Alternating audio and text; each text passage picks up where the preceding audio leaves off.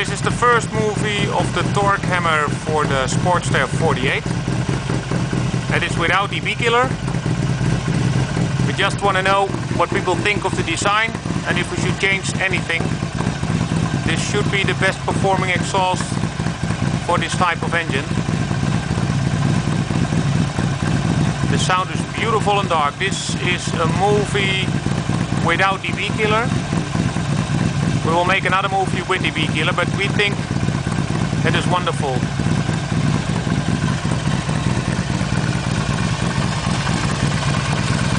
This little spot here will go up in the final version, and we are thinking of getting the exhaust a little bit higher to get some more ground clearance.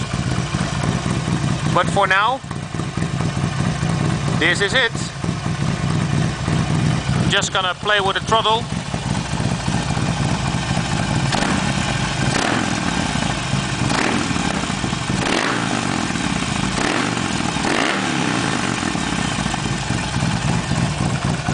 It's deep and dark without the B-killer.